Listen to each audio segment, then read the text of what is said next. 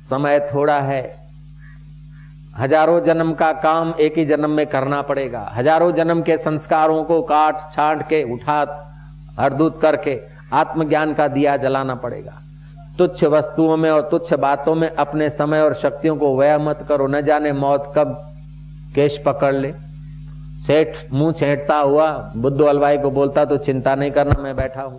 दिवाली आती है, ब्याज ब्याज पे पैसे चाहिए तो मैं दूंगा, तो चिंता नहीं कर, खूब धंधा कर, मैं बैठा हूं। कि स्वामी फलाने नाम लिख के गए, ऐसा हो गया कि वो पुलिस में अपनी पहचान है, तू चिंता नहीं कर, मैं बैठा हूं। छाती ठोक के 4 बार मूंछ पे ऐंठते हुए कि मैं बैठा हूं। आधा घंटा में टेलीफोन आया कि सेठ चले गए सदा के लिए। और मैं बैठा हूं दावा किया। कब तक ये मैं बैठेगा भैया, कोई भरोसा नहीं। इस देह को मैं मानकर तुम बिठाने का भरोसा करो तो कोई भरोसा नहीं। देव तो तुम्हारी आयुष्य इस छोटी सी इसमें मैं करके, जिससे इंद्र भी नाचता है और ब्रह्मा जी भी प्रसन्न होते हैं, उस आत्मा को निहार कर अपना बेड़ा पार कर लो। छोटी छोटी बातों में कब तक उलझते रहोगे? 10, 20, 50 लाख या 10, 20, 50 करोड़ भी मिल जाए, फिर भी तुम्हें अगर आत्मज्ञान नहीं तो तुम ठगे गए। तो राजा जनक सुखदेव जी को कहते हैं कि हे मुनि शार्दुल, देव गंधर्व मानव दानव के देह में आकर ये जीव अपने को मैं मानने की गलती करता है। वास्तविक में इसका वास्तविक स्वरूप अनंत है, असीम है, जिसमें अनंत अनंत लोक और लोकपाल और लोकांतर हैं, जिसमें अनंत अनंत भूत जात पैदा होकर लीन हो जाते हैं। वो तुम्हारा वास्तविक स्वरूप है। तुम न मुनि सुखदेव मुनि हो, न व्यास के पुत्र हो, न ब्राह्मण हो, न देहधारी हो।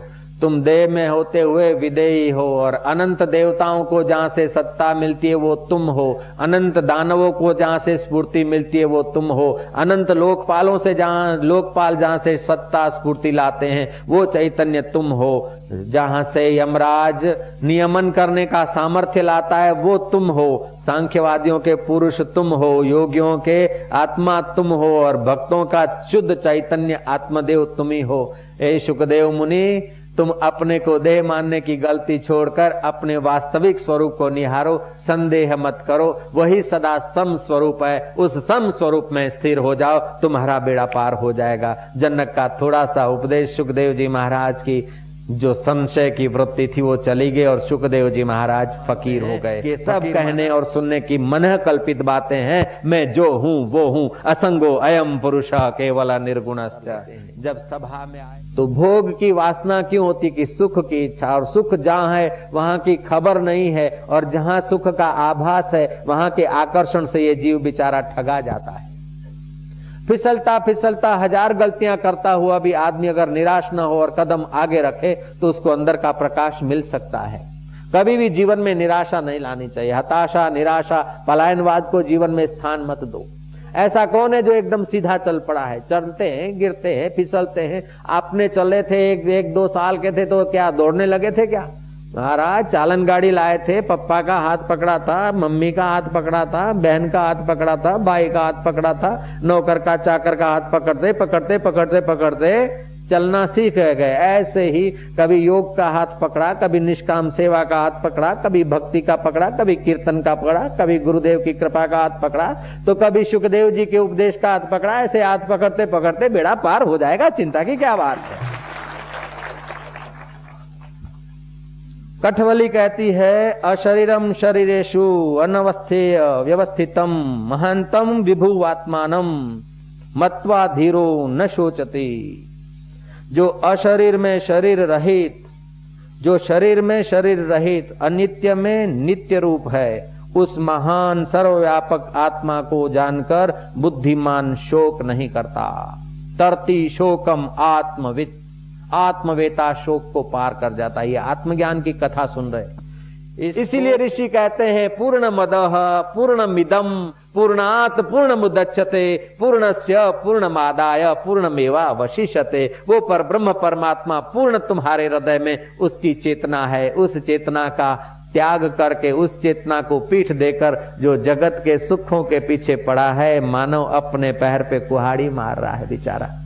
कावा दावा झूठ कपट शराब कबाब की शरण लेकर मरण धर्मा आदमी सुखी रहना चाहता है। वो अपनी एक जिंदगी नहीं बिगाड़ता, लेकिन भय शोक चिंता की चिता में जलते जलते अनंत जन्मों में नरक और पशुओं की योनियों में दुख भोगने का सामान ले जाता है बेचारा। ये आदमी तो बड़ा चलता पुर्जा है, इसको ऐसा उसको ऐसा करके पटा के अपना, इसने तो महल पे महल खड़ा कर दिया, इसने तो गाड़ी पे गाड़ी ला दी, इसने तो ये कर दिया। झूठ कपट और परपीड़न करके किसी ने अमीरी कर दी तो वो बड़ा नहीं है महाराज, वो चलता पुर्जा है। भैया सच्ची बात कहते हो, चलता पुर्जा है, ये पुर्जा चलता ही रहेगा। 4 पैर की माँ में भी चलता रहेगा और 2 पैर वाली माँ के गर्भ में भी ये चलता रहेगा। 84 लाख जन्म तक ये पुर्जा चलता रहेगा। तेरी बात सच्ची है। तो जो छल कपट का सहारा लेकर इस नश्वर शरीर को सुखी रखना चाहते हैं, उन्हें पता ही नहीं कि अशरीरम शरीरेषु, कठवली उपनिषद का वचन है, अशरीरम शरीरेषु, शरीर में होते हुए भी ये आत्मदेव अशरीरी है। जैसे घड़े में होते हुए घटाकाश भी घटाकाश नहीं है, वो महाकाश ही है। शकोरे में और सुराई में आकाश होते हुए भी आकाश सुराई और शकोरा के बंधन में नहीं रहता। ऐसे ही तुम माई के शरीर में, भाई के शरीर में, डॉक्टर के शरीर में, मरीज के शरीर में, सिद्धपुर के शरीर में और मुंबई के शरीर वालों में, हिंदुओं में और मुसलमानों में, ईसाई और पारसी भावों में दिखते हो, लेकिन वास्तविक में तुम ये हो ही नहीं। बिल्कुल झूठी बात, सरासर झूठ। ये केवल थोप दिया गया तुम्हारे मन में, ये भ्रमणा क्रिएट कर दी गई। बिना मन के संकल्प के तुम नहीं दिखा सकते कि मैं गुजराती हूं, मैं सिंधी हूं, मैं पंजाबी हूं, मैं तोला हूं, मैं शेर हूं, मैं 1.25 शेर हूं, मैं 2.5 शेर हूं। तुम नहीं दिखा सकते, ये तुमने सुना है, ये तुम्हारे मन की कल्पना है लाला। तुम्हारे मन की कल्पना जहां से स्फुरित हुई, वास्तविक में तुम्हारा आत्मा वह है। तुम कल्पना के शिकार मत बनो, तुम तो संतों के प्यारे और भगवान के दिल के तारे हो, ऐसा तुम्हारा आत्मा है। इसलिए भगवान कहते हैं ममैवांशो जीवलोके जीवभूत सनातन, तुम मेरा अंश है, तू सनातन है। कब तक तू भ्रांति में इस सड़ी गली हार्ड मास की कुठरी में रहकर मैं करेगा।